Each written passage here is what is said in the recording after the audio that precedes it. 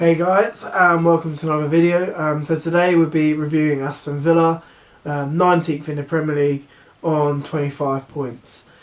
So as always, we'll start off reviewing their cup competitions. So in the FA Cup, they lost in the third round to Fulham, and in the League Cup they got to the final, losing to Manchester City 2-1. So sort of mixed in both cups. Obviously in the League Cup, fantastic achievement obviously for them to get into the final.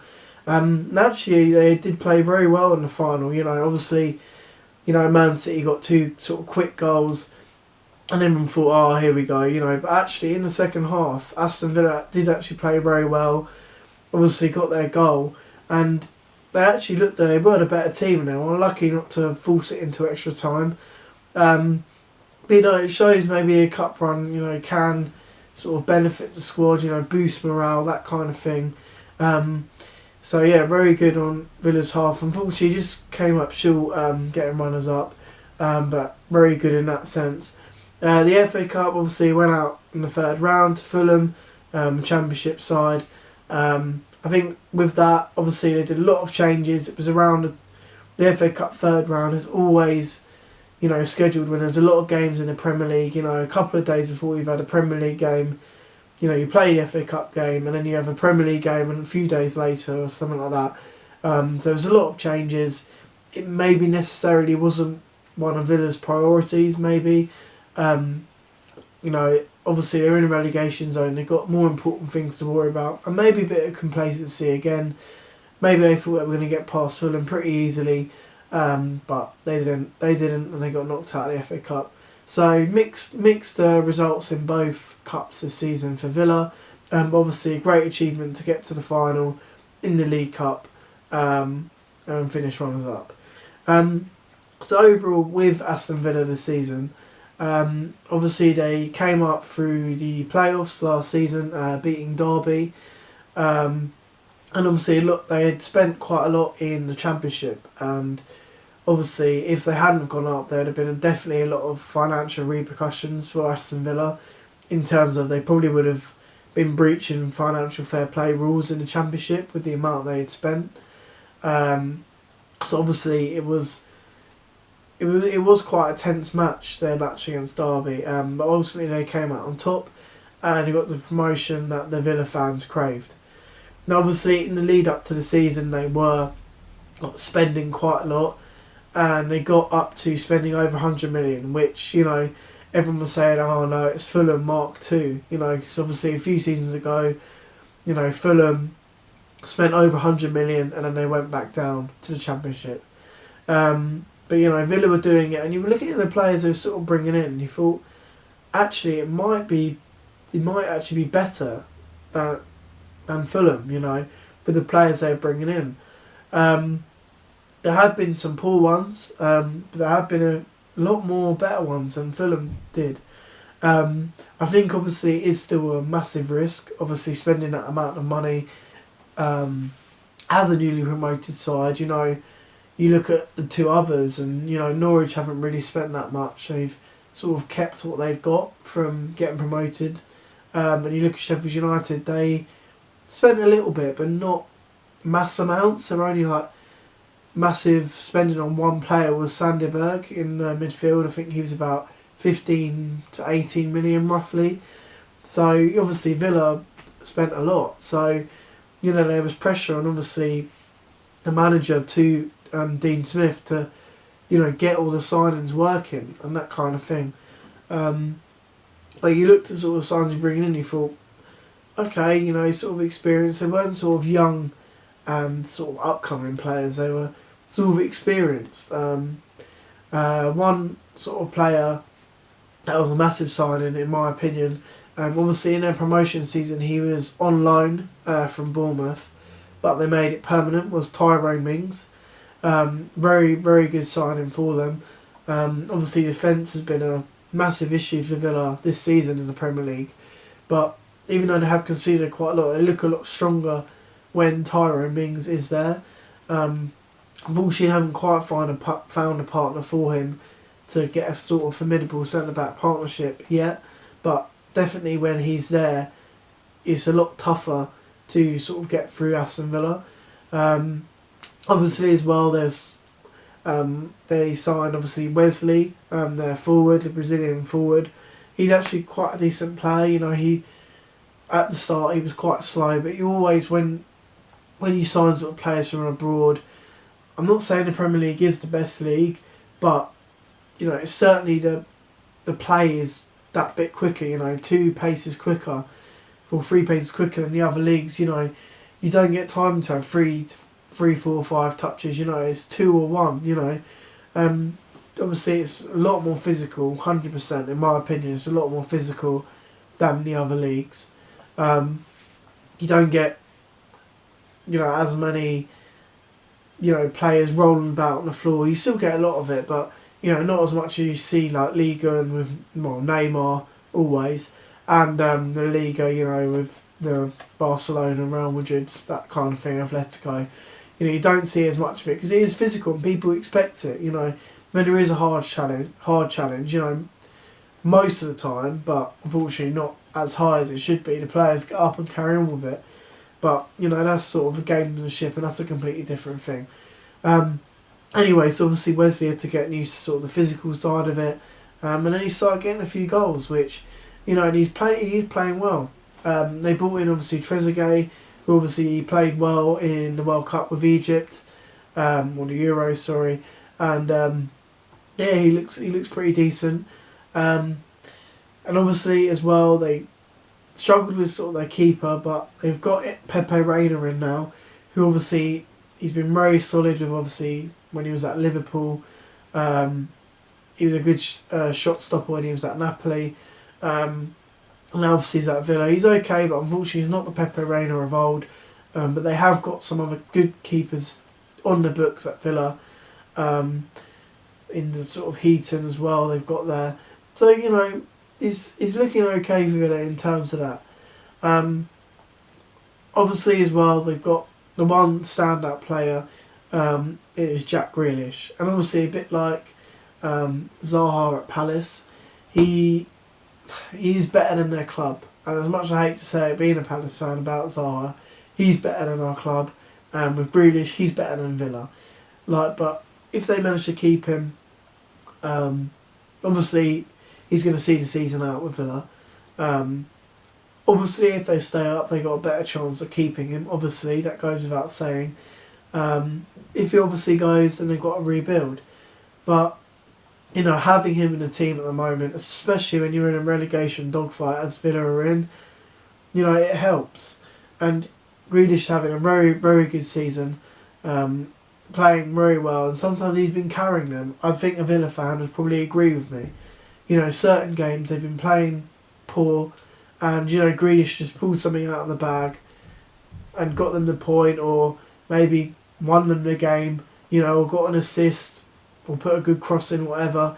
And you know, maybe that's why Villa are still in it, in terms of being able to stay up. Obviously, one game sticks out at me massively. There's probably some more, but you know, against Manchester United, they were struggling a bit. And Grealish, you know, he was on the wing, cut inside, and curled in a worldie just outside the box past David De Gea. You know, and that, I think that got Villa the point at Old Trafford, you know, against Man United, who were in good form at the time, and, you know, a valuable point. You know, so you need players like that, especially in sort of relegation fight. You need players that can just change your game when you're maybe 1-0 down, or it's a 0-0 scrappy game. You need a player like that who can change the game. And Aston Villa have got that, you know, in Grealish. And, you know, if they do stay up and, you know, they do keep Grealish, you know, that heightens their chance of, you know, staying up again or getting up further. Obviously, there's a lot of interest in Jack Grealish, so it sort of depends, you know, what Grealish wants to do with his career. Does he want to, you know, stay at Villa, maybe develop a bit more as a player? Or does he want to go try and make it, you know, in the Champions League, that sort of thing? Or if he wants to win silverware, you know, like that. So, you know, obviously, you know, it's early days and that, but obviously they got Grealish definitely to the end of the season, and that means they've got every chance of staying up. You know, obviously they're only a couple of points away, And sort of before the season was suspended, they were getting okay results. They were sort of keeping in there, that kind of thing. I think personally, above the teams above them, they're not in as good as form as Villa were before the season was suspended. Obviously, everyone's sort of on a level playing field now because they all haven't played for a while. So obviously form sort of goes out the window. Obviously, but maybe Villa can start on afresh. And say, look, we've had this break, we've been able to work on what we're not very good at, and now we're going to be a bit more tighter at the back, that kind of thing. And maybe they can work, keep up or stay up by having worked on that.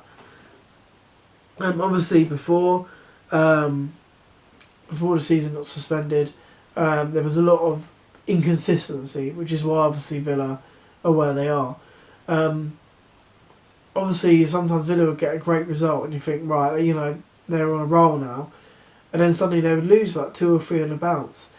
A lot of it was, I think, the sort of style of play. Villa like to change their style of play quite a lot, I think.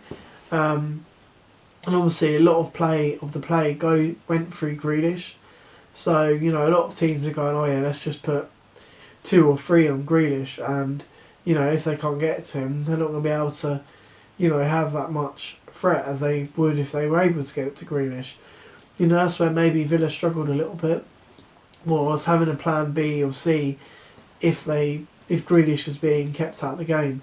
Especially against better teams like, say, Man City's, Chelsea's, that kind of team, where they've got that sort of better defenders or players that can keep on Grealish and keep him out of the game. You need to have different plans. Obviously, maybe against the sort of lesser teams that are around you, like your Norwiches, Bournemouths, Watfords, West Hams, that kind of things. Grealish should be able to have a bit more impact, and he can maybe sort of swap positions, people interchange with him, that kind of thing. So maybe that's what Villa struggle. I think they, obviously against the bigger teams, they sort of just go for it a bit more because it doesn't really matter. But obviously, you don't really want to go all out against bigger teams and you're in a relegation fight because of goal difference. So you don't want to go all out and then lose like 5-0 or something. You want to make a good account of yourself, but if you do lose, not you lose by a lot. And obviously, supporters will say, "Oh, but every game we play, we want to win." But you sort of look, and you're like, don't expect to go to places like, Anfield and the Etihad and things like that, and Stamford Bridge and win. Alright, maybe things have changed now with certain teams, that are in rebuilding processes, like Man United, Arsenal, Spurs, and you might think, oh yeah, we can go there and get a point now. But places like Anfield and things like that, you're not going to be able to go there and go all out and get a point. So or win or whatever. But so you got to change. You got to change your style, and I think that's where Villa have struggled. Maybe they try and go all out at teams above them, and then they sort of don't know how to play against teams around them. They go, oh, do we go toe to toe with them, or do we sort of be defensive if they can't break us down, then sort of come out of our shell, say maybe if 20-30 minutes are gone, it's still 0-0, let's go out. I feel like Villa haven't really just found a style of play that works for them, apart from let's get the ball to Grealish and see what he can do. Obviously they've got sort of better players now, sort of up front that can help them a bit, and in Wesley and players like that, and John McGinn. They've got players that can provide, in obviously Grealish and McGinn. So it's just finding a way that works for them. And I think definitely Villa can work, can get a formation that will work for them.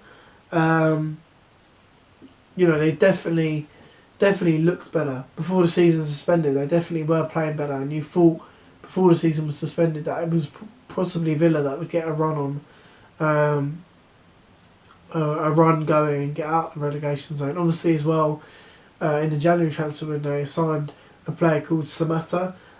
He looks very good. He looks like a bit more of a focal point maybe than Wesley was. He definitely looks good. He's got the physicality that you need to succeed in the Premier League. He looks quite good. Obviously, it's taken a bit of time. Obviously, while the season's suspended, he's been obviously training, probably bulking up a bit, getting used to it, training with the team. Now, obviously, the contact training's back in. So, they definitely got a chance. But I think definitely, if you'd say to me who do I think will stay up come the end of the season, I think Villa are definitely up there. I think Norwich will go down. I just think it's not that they're too far away. I just don't think. Obviously, I'll be doing a video on Norwich next week, but I feel obviously Norwich don't have the quality. They're too far back. I think because I think Norwich are at that stage now and they need other results to go their way. I think Villa will get a run going. So I think they might stay up. I think Bournemouth are at risk, in my opinion, and I think the last spot can be anyone, including Villa. Up to say Watford, West Ham, Brighton, those kind of teams. I think they're the ones that are in a relegation dogfight. So yeah, thank you for watching, guys. I hope you enjoyed the video. If any Aston Villa fans stumble across this video, what do you think of your season so far? Do you think you're going to stay in the league? If you do go down, what would you like to see the team do, Aston Villa as a whole? If you stay up, what do you think is going to happen with Grealish and sort of certain other players that played well for you this season? Do you think you'll be able to keep them, or do you think they go for big money? As well, overall, I think Aston Villa's season a 6 out of 10. I think it has been okay. Obviously, people are going to say, yeah, but they're 19th. How's it been okay? I think obviously getting to the final in a cup competition, is no mean feat. It's a mean feat, and they did well, and on another day they might have put the chances away, and they might have won that game. I think there has been a few results this season that has been good for Villa, and I think, as I've said in the video, I think it's just inconsistencies. I think if they had a bit of a better defence, sort of work alongside Tyrone Mings and sorting out their keeper problem, I think they would be quite comfortable. Me personally, it's mainly just, as I said, inconsistency with results. They've obviously had quite a few injury problems this season. So yeah, obviously that's what I'm going to give them. 6 out of 10. I think they can stay up. It's just a lot about can they get a run of results together. And yeah. So thank you guys for watching. Please like and subscribe. And I'll see you in the next video, which will be Norwich. Take care, guys, and goodbye.